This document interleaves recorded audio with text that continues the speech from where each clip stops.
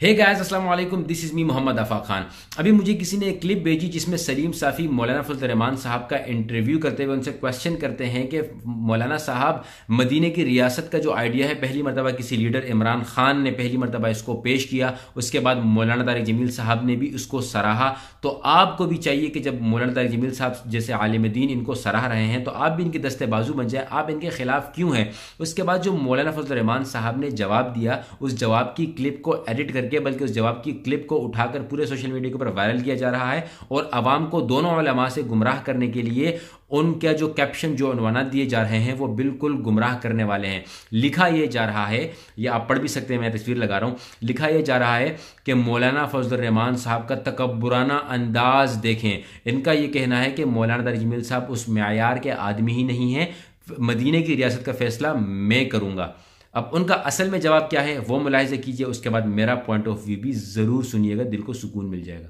अल्लाह ने एक ऐसा हुक्मरान इस मुल्क को अता किया, अल्लाह अकबर, जो रियासत मदीना को अपना रोल मॉडल समझता है और मौलाना तारिक जमील साहब जैसी शख्सियत भी उनको अप्रिशिएट करती है। तो आप लोग अगर सचमुच रियासत मदीना चाहते थे तो फिर तो आपको उनका दस्तबाजू बनना चाहिए था, आप उल्टा उनके खिलाफ पड़े हुए। रियासत मदीना का मुक़द्दस नाम, खुदा के लिए इसको इस कैटेगरी पे मत लाओ जी।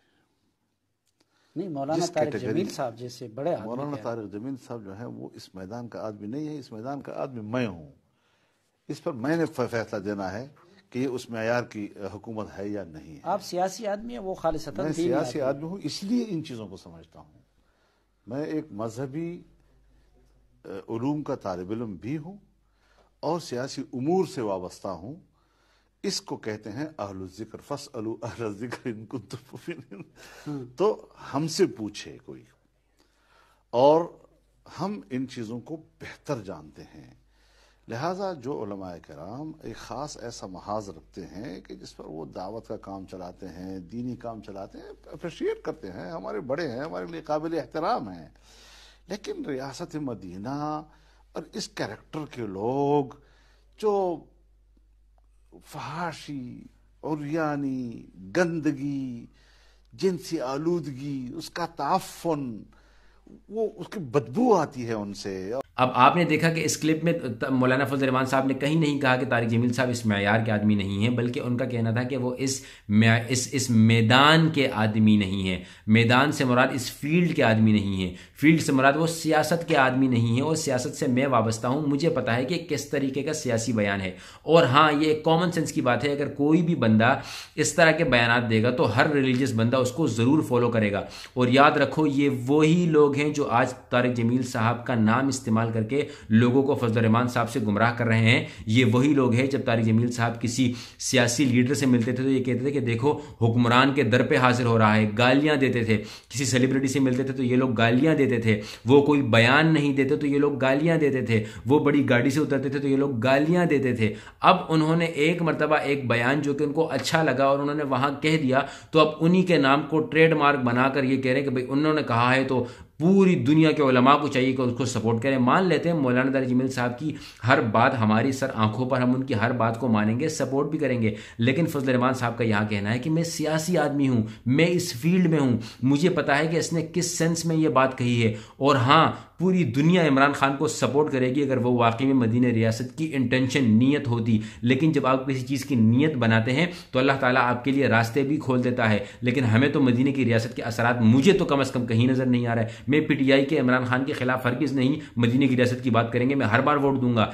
लेकिन असरात भी तो दिखें। असरात कैसे दिखेंगे कि जहां शराब पर पाबंदी का बिल पास किया जाए, जिस पार्टी की हुकूमत हो उसी पार्टी के लोग उस चीज़ को कामयाब न कर पाएं, उसी पार्टी का कैंडिडेट, उसी पार्टी का एमपीए अगर एक चीज़ का बिल पेश करे, वो बिल पास ना हो पाए, तो हम किस तरह की मदीने की रियासत की उम्मीद कर सकते हैं। साहिवाल वाले वाक़या की बात की जाए, भूल जाए मॉडल टाउन के बाद, वो सारे करप्ट थे, मान लेते हैं सारे डकैत हैं, मान लेते हैं जरदारी भी करप्ट है, मान लेते हैं तमाम पिछली हुकूमतें करप्ट थी। आपने मदीने की रियासत की बात की है जो कि एक बहुत बड़ा मुक़द्दस नाम है, बहुत बड़ी बात है, तो आप उसी मदीने की रियासत के तरीके से मुअत्तली क्या होती है कि आपने अहलकारों को मुअत्तल कर दिया। आप तफ्तीश करें, तह तक पहुँचें जहाँ आप पहुँच चुके हैं, उनको सरेआम फिर सर भी कलम किया जाए। मदीने की रियासत की बात करना तो आसान है, उस पर इम्प्लीमेंटेशन मुश्किल है। हमारी दुआ है कि ये जब मदीने की रियासत की बात की है तो ये बात कामयाब हो जाए, लेकिन खुदारा इस तरह के प्रोपेगेंडों से गुरेज करें। मदीने की रियासत की अगर आप बात करते हैं तो वहाँ ये भी है कि मदीने की रियासत का मतलब है कि आप उलमा का भी सपोर्ट करें, उलमा को भी प्रोपेगेंडा ना बनाएं, उलमा के खिलाफ भी बात नहीं करें। यहाँ तो हर बंदा जिसको देखो उलमा के खिलाफ बात कर रहा होता है, उलमा के खिलाफ प्रोपेगेंडा कर रहा होता है।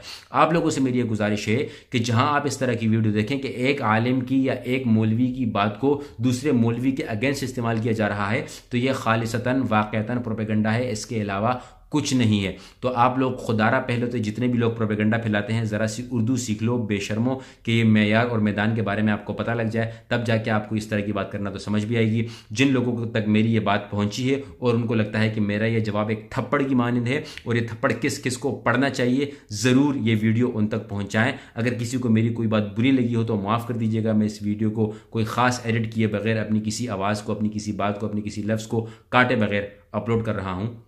सो ज़रूर इस वीडियो को शेयर कीजिएगा। Thank you very much, take care, अल्लाह हाफिज़।